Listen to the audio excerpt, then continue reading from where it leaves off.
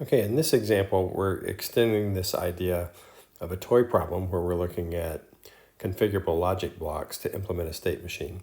So this is the same state machine from the previous problem, but this time we're going to use a binary assignment. And so that would involve, let's name the flip-flops Q1 and Q0 to represent the 4 different states. 2 bits represents 4 states.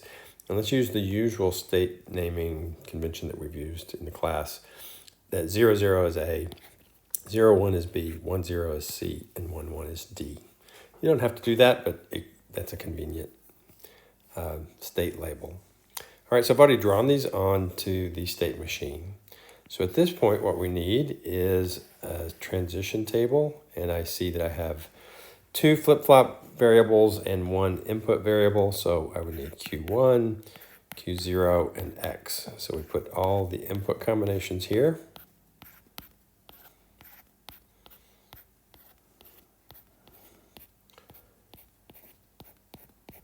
And then I look at next states. Okay, so let's first of all look at state A. So in state A, I'm at 0, 0. On a 0, I loop back to A. On a 1, I go to B. B is 0, 1. From state B, on a 0, I go back to A, which is 0, 0. On a 1, I go to C, which is 1, 0. From C, C is 1, 0. On a 0, I loop back to C, so stay in C. All right, on a 1, I go to D.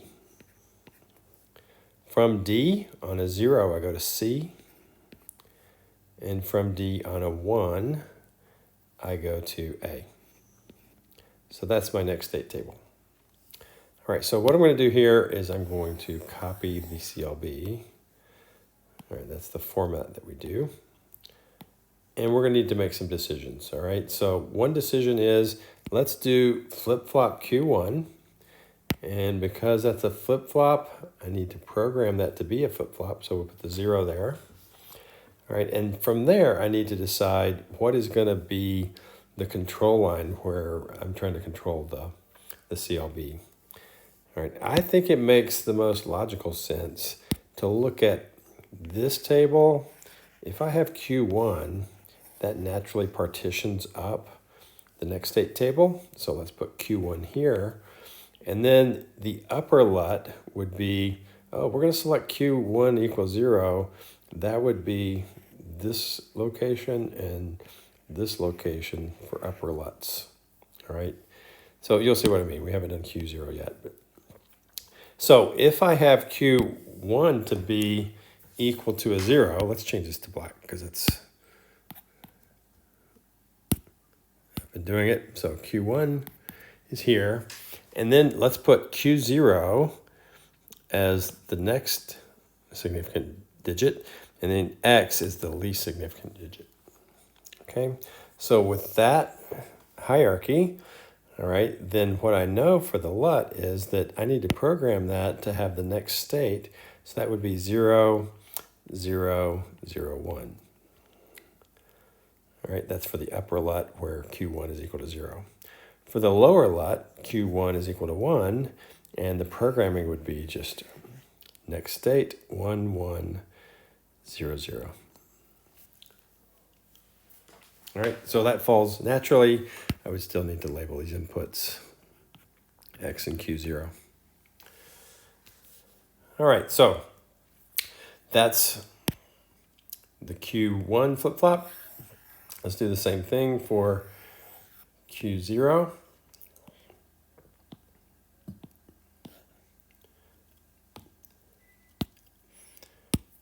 So let's make Q0 the flip-flop. Let's program that in with a 0.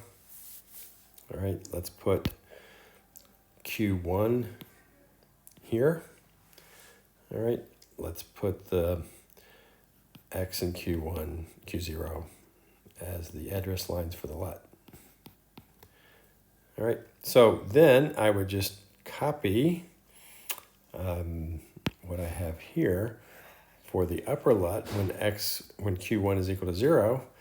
This would be 0, 1, 0, 0. And for the lower LUT, when Q1 is equal to 1, this would be 0, 1, 1, 0. All right, so it's pretty straightforward to program these configurable logic blocks for the binary state assignment.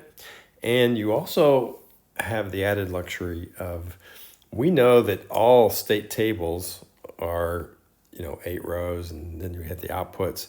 So there's no way things can go wrong like we had with the once hot diagram. With the once hot diagram, you could still implement this with CLBs, but you couldn't necessarily do it with just 4.